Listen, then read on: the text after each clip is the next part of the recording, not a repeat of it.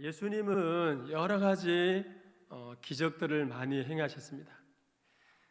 특별히 예수님이 행하신 여러 기적들 가운데서 가장 많이 행하신 기적이 뭐죠? 각색 병자들을 고쳐주시는 치유하는 사역을 하셨습니다.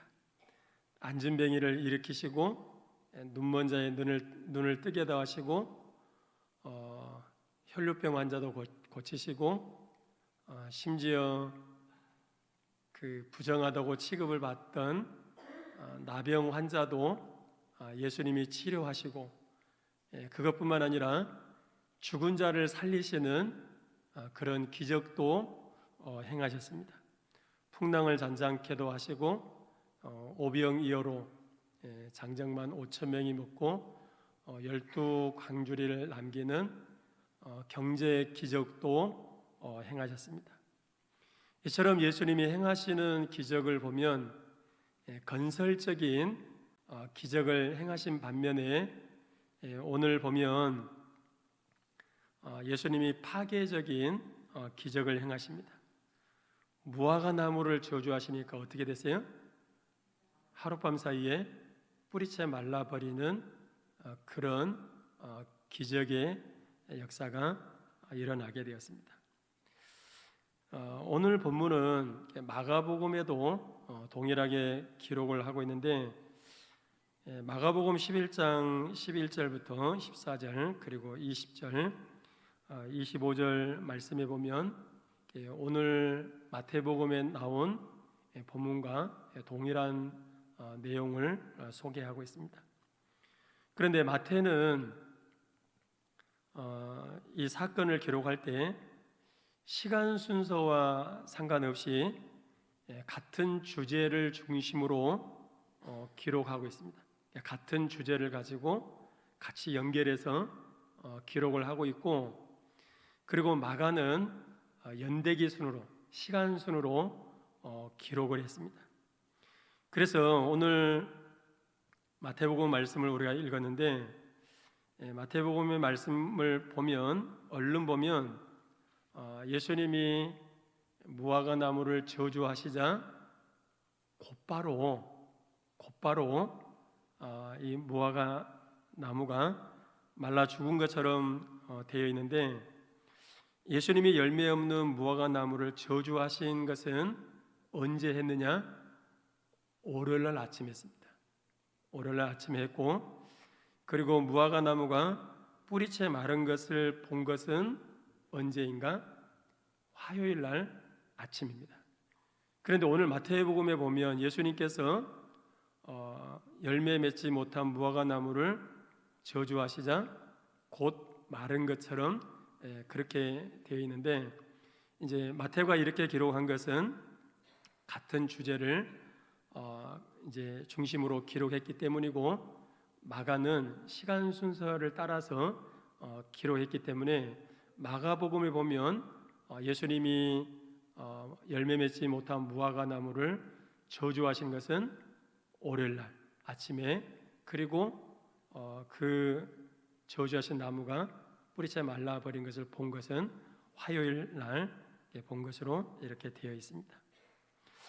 다시 정리해서 말씀을 드리면, 예수님은 십자가를 지시기 위해서 어린 나귀 새끼를 타시고 주일날 예루살렘으로 올라가십니다.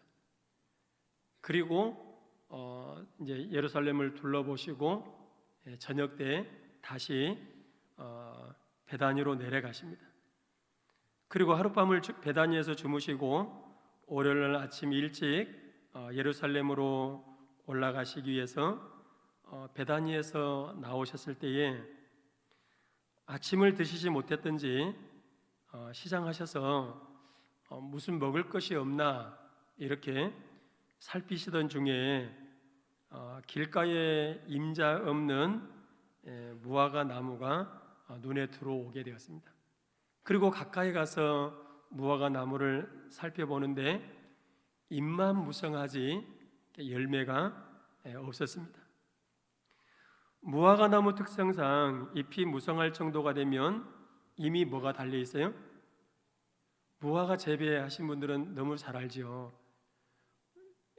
무화과 열매는 언제 열린가요? 잎이랑 같이 나오죠. 그러니까 잎이 무성해 있다라고 하는 것은 이미 뭐가 달려 있어요? 무화과가 달려 있습니다. 그런데 잎이 무성한데 열매가 없다라고 하는 것은 그 나무는 어떤 나무라는 거예요? 열매 맺지 못하는 그런 무화과다라고 하는 것을 알 수 있습니다. 그래서 예수님께서 열매 맺지 못한 무화과 나무를 어떻게 하셨는가? 오늘 19절에 보면 이제부터 영원토록 내가 열매를 맺지 못하리라고 저주하십니다. 이제 이 말씀을 하시고 예수님은 월요일 날 계속해서 하신 사건이 있지요. 그게 뭘까요? 지난 시간에 말씀을 드렸던 무슨 사건이에요? 기억이 안 나신가요? 성전 정화 사건입니다. 성전 정화 사건. 그러니까 열매 맺지 못한 무화과 나무를 예수님이 저주하시고 그리고 이제 그 예루살렘으로 올라가셔서 성전을 정화하십니다. 성전 안에서 매매하는 자들을 다 쫓아내시고 돈 바꾸는 사람들의 상과 그리고 비둘기 파는 자들의 의자를 둘러 엎으시고 예수님이 무슨 말씀을 하시죠? 내 집은 만민이 기도하는 집이다. 만민이 기도하는 집을 이렇게 시끄러운 이렇게 시장처럼 이렇게 난장판으로 만들지 말라. 강도의 소굴로 만들지 말라. 이렇게 말씀하셨습니다.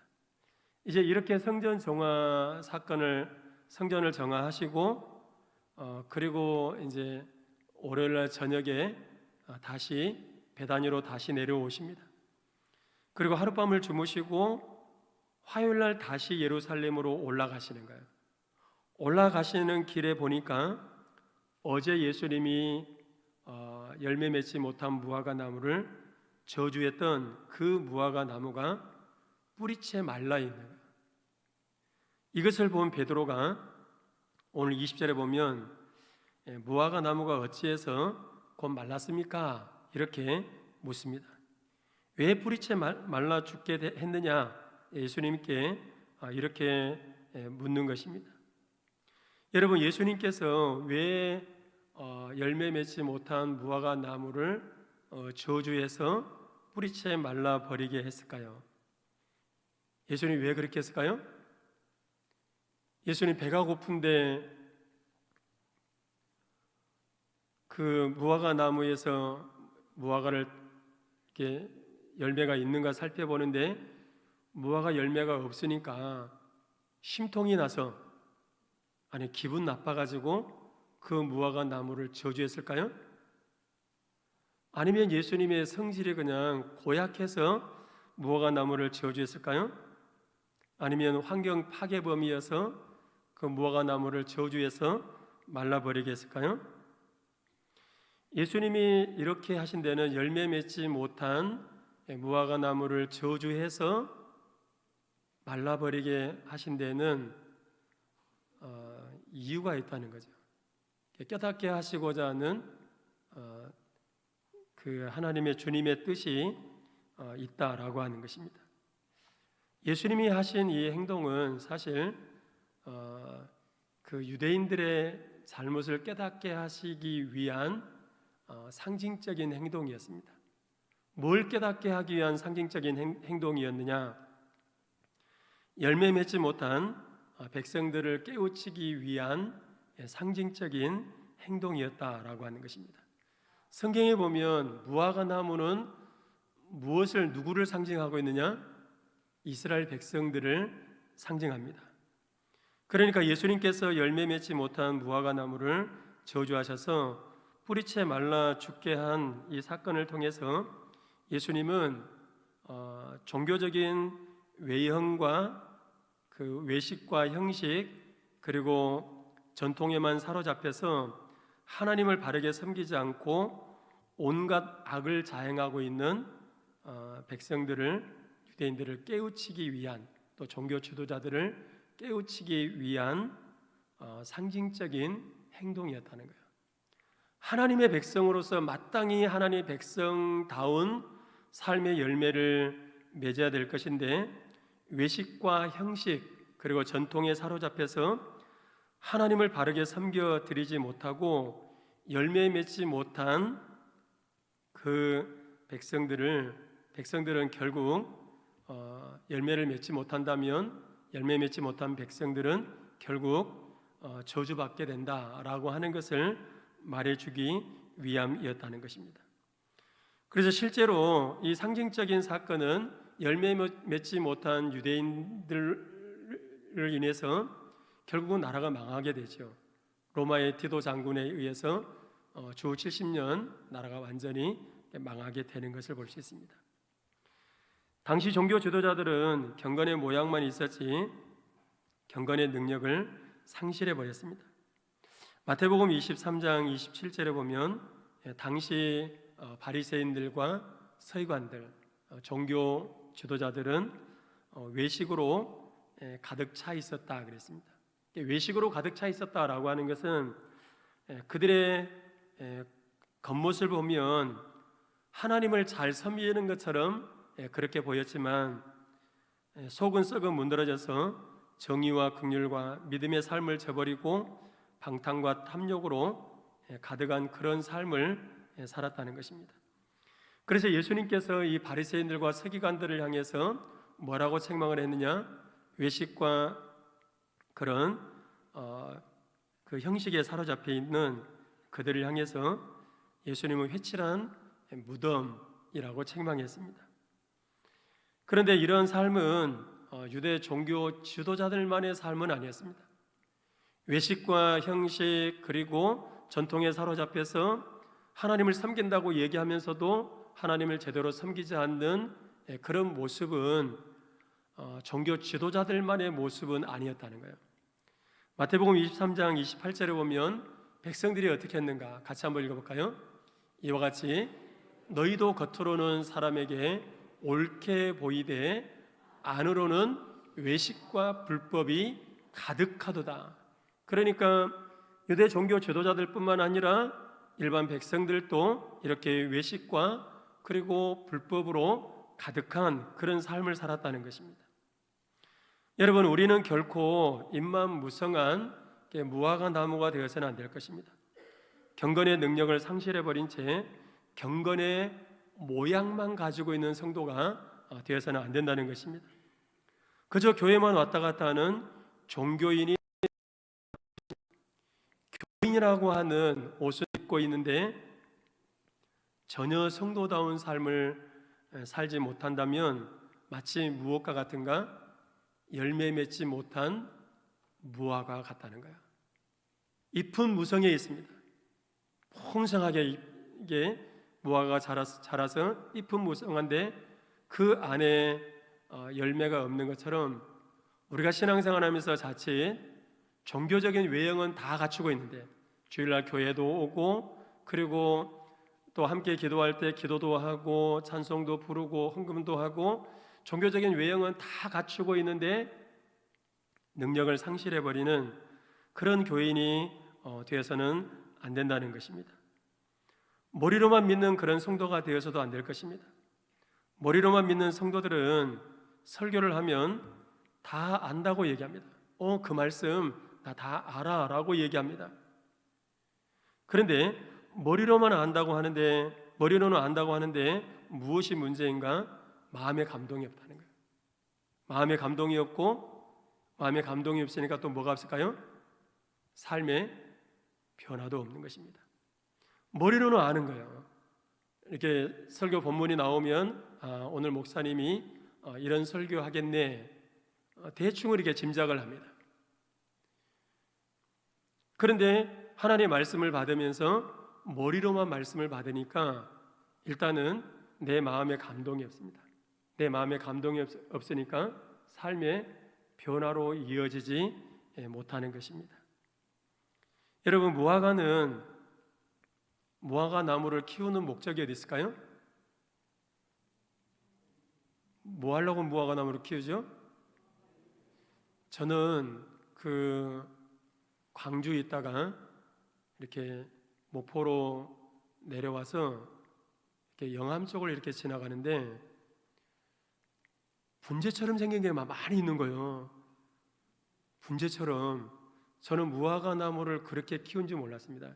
시골에 커다랗게 우리 그 시골 뒷집에 무화과 나무가 있기는 있었어요. 그런데 그냥 이렇게 크게 키워놓은 그런 상태였고, 그런데 제가 이렇게 이쪽으로 내려와 가지고 지나가는데 아니 뭐 밭에다가 저렇게 분재를 저렇게 많이 해놨을까? 그랬더니 알고 봤더니 그것이 무화과 나무였습니다. 여러분, 무화과 나무를 키우는 목적은 그렇게 분재처럼 관상용으로 키우는 것이 아닙니다. 또 기둥으로 쓰기 위해서, 제목으로 쓰기 위해서 키우는 것도 아니고, 또 아름다운 꽃을 보기 위해서 키우는 나무도 아닙니다. 무화과 나무를 키우는 목적이 어디 있어요? 열매에 있습니다. 열매. 그래서 예수님은 이 비유의 말씀을 통해서 열매 맺지 못한 무화과 나무를 저주하신, 또 저주하시자 뿌리채 말라버린 이 사건을 통해서 하나님을 경외하고 섬기는 성도들의 삶 속에 뭘 맺어야 된다는 거예요? 열매를 맺어야 돼요. 열매. 그래서 요한복음 15장 8절에 보면 너희가 열매를 많이 맺으면 내 아버지께서 뭘 받으셔요? 영광을 받으실 것이요 너희는 내 제자가 되리라고 말씀했습니다. 그러면 우리가 예수 믿는 하나님의 백성으로서 이 땅에 살아가는 동안에 어떤 열매를 맺어야 될까요? 우리는 회개에 합당한 열매를 맺어야 될 줄로 믿습니다. 우리들 가운데 항상 하는 얘기지만 하나님 말씀대로 온전히 순종하며 살아가는 사람이 있어요? 그런 사람 아무도 없습니다. 우리는 순간순간 죄짓고 하나님 말씀대로 순종하며 살아가지 못한 연약한 모습이 우리의 모습이에요. 그러니까 사실 우리는 매일 순간 내 힘으로 살아가는 것이 아니고 하나님의 은혜로 살아가는 것입니다.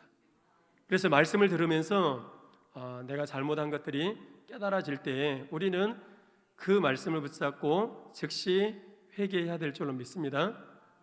회개에 합당한 열매를 맺을 때 우리의 삶이 변화되고 하나님 기뻐하시는 삶으로 이어질 수 있습니다. 그런데 말씀을 들으면서도 내가 회개하지 않으면 내 마음이 강팍해지는 거예요. 그러면 열매를 맺을 수 없습니다. 그래서 우리의 삶 가운데 그런 말씀대로 순종하지 못한 그것을 위해서 회개하고, 그리고 우리의 삶은 점점 누구를 닮아가야 될까요? 예수님을 닮아가는 그런 삶으로 변화되어야 돼요. 그러기 위해서 맺어야 될 열매가 뭘까요? 성령의 열매입니다. 갈라디아서 5장 22절 23절에 오면 성령의 9가지 열매를 말씀하고 있는데 우리 같이 읽으실까요? 오직 성령의 열매는 사랑과 희락과 화평과 오래 참음과 자비와 양성과 충성과 온유와 절제니 이 같은 것을 금지할 법이 없느니라. 우리는 어떤 열매를 맺어야 될 것인가?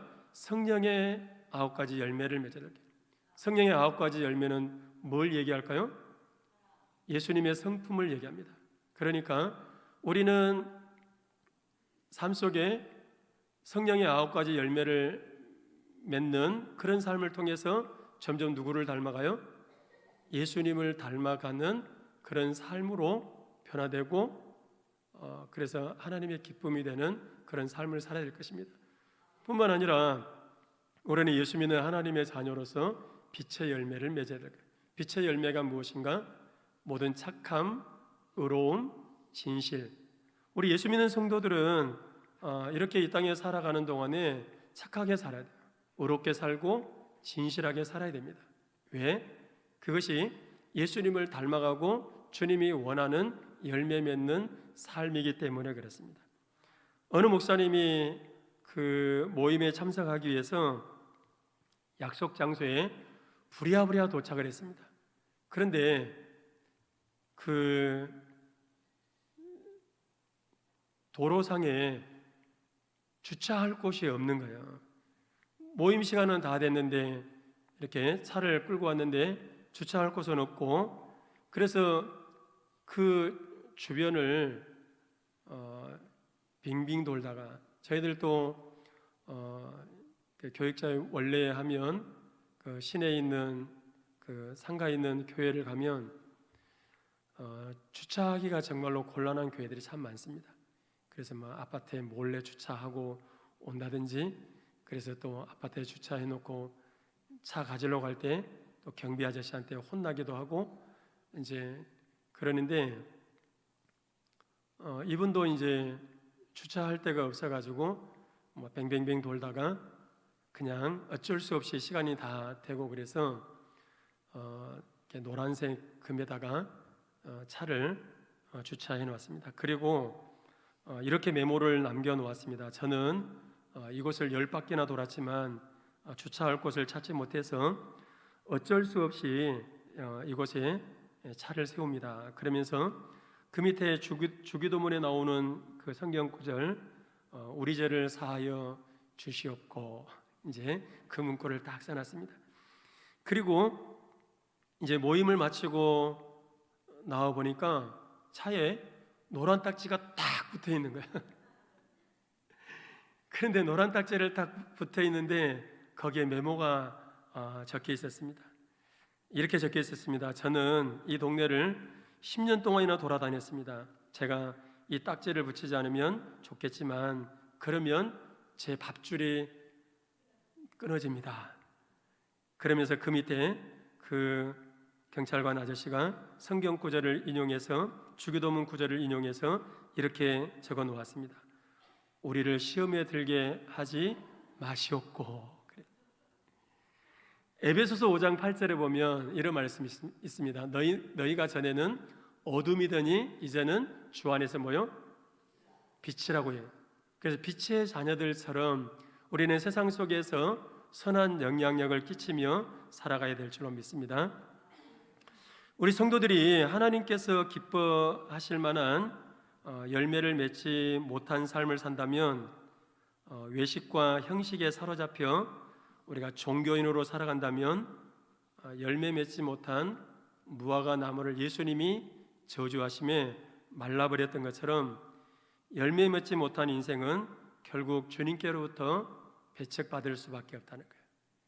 그래서 마태복음에 보면 열매 맺는 삶이 얼마나 중요한가를 이렇게 쭉 얘기하고 있는데, 우리 16절부터 23절까지 같이 읽으시겠습니다. 그들의 열매로 그들을 알지니 가시나무에서 포도를 또는 엉겅퀴에서 무화과를 따겠느냐. 이와 같이 좋은 나무마다 아름다운 열매를 맺고 못된 나무가 나쁜 열매를 맺나니 좋은 나무가 나쁜 열매를 맺을 수 없고 못된 나무가 아름다운 열매를 맺을 수 없느니라. 아름다운 열매를 맺지 아니하는 나무마다 찢겨 불에 던져지느니라. 이러므로 그들의 열매로 그들을 알리라. 나더러 주여 주여 하는 자마다 다 천국에 들어가는 것이 아니요 다만 하늘에 계신 내 아버지의 뜻대로 행하는 자라야 들어가리라.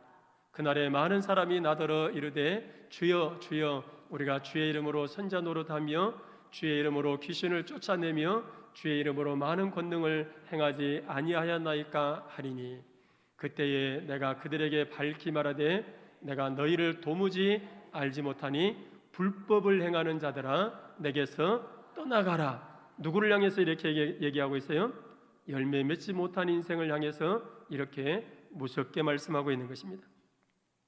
그래서 야고보서 2장에도 보면 행함에 대해서 강조를 하고 있습니다. 우리는 믿음이 있으면 반드시 뭐가 있어요? 믿음이 있으면 그 믿음에 합당한 반드시 삶의 열매가 따라오게 되어 있는 것입니다. 바늘 가는 곳에 실이 가는 것처럼 믿음이 있으면 그 믿음에 합당한 행함이 반드시 있는 거예요. 믿는다라고 얘기하는데 행함이 따라오지 않는다. 그것은 거짓 믿음이에요. 진짜로 하나님을 경외하는 신실한 믿음이 있으면 그 믿음에 합당한 삶의 열매가 따라오게 된다는 거예요. 그래서 행함이 없는 믿음은 뭐라고 얘기하죠? 그 자체가 죽은 것이다, 거짓 믿음이다, 이렇게 얘기하고 있는 것입니다. 계시록 2장 5절에 보면 하나님께서 원하시는 뜻대로 행하지 못한다면, 회개치 않는다면 결국 촛대를 옮겨버리겠다, 아주 무섭게 말씀합니다. 마태복음 3장 10절에 보면 이미 도끼가 나무 뿌리에 놓였으니 좋은 열매 맺지 않냐는 나무마다 찢겨 불에 던져진다, 이렇게 말씀하고 있습니다. 예수님께서 순환 주간 월요일 유대인들이 종교적인 외형은 잘 갖추고 있으나 실제적인 진리를 깨닫지 못하고 외식과 형식에 사로잡혀 있는 열매 맺지 못한 백성들을 보시면서 예수님이 비통해 하시고 마음 아파하셨습니다. 그러므로 우리의 신앙생활은 결코 입만 무성해서 예수님의 마음을 아프게 해드리는 그런 삶이 되어서는 안 될 것입니다. 경건의 능력을 상실해버린 채 경건의 모양만 가지고 있는 형식적이고 가식적인 그런 종교 생활이 되어서도 안 될 것입니다. 경건의 능력을 갖추고 하나님이 기뻐하시는 회개 열매를 맺으며 살아가시길 바랍니다. 그리고 성령의 열매를 맺고 빛의 열매를 맺으며 살아가시는 여러분들 되시길 바랍니다. 마지막 결론으로 열매 맺는 삶을 위해서 우리에게 무엇이 필요한가? 열매 맺는 삶을 위해서 우리에게 뭐가 필요할까요? 믿음이 필요합니다. 20절에 보면 베드로가 뿌리채 말라 죽어있는 이 무화과 나무를 보면서 어제 예수님이 하신 말씀이 생각나서 어찌하여 예수님께서 저주하신 무화과 나무가 말라 죽어버렸습니까? 예수님이 그렇게 물어본 거예요. 그럴 때 예수님께서 21절, 22절에 보면 이렇게 말씀하십니다. 만일 너희가 믿음이 있고 의심하지 아니하면 이 무화과 나무에게서 된 이런 일만 할 뿐 아니라 이 산더러 들려 바다에 던져지라 하여도 될 것이요. 22절 너희가 기도할 때에 무엇이든지 믿고 구하는 것은 다 받으리라 하시니라고 말씀하셨고, 마가복음에 똑같은 말씀을 하셨다 그랬죠. 마가복음에 보면 이렇게 묻는 베드로에게 하나님을 믿으라, 제자들을 향해서 하나님을 믿으라고 말씀합니다. 그러니까 뭘 얘기하고 있는가? 열매 있는 삶을 위해서 뭐가 있어야 되는가? 믿음이 있어야 되는 거예요. 믿음이 있을 때 놀라운 일이 일어나게 되는데, 믿음을 가지고 기도하면 이 산더러 들려 바다에 던져지라 해도 어떻게 해요?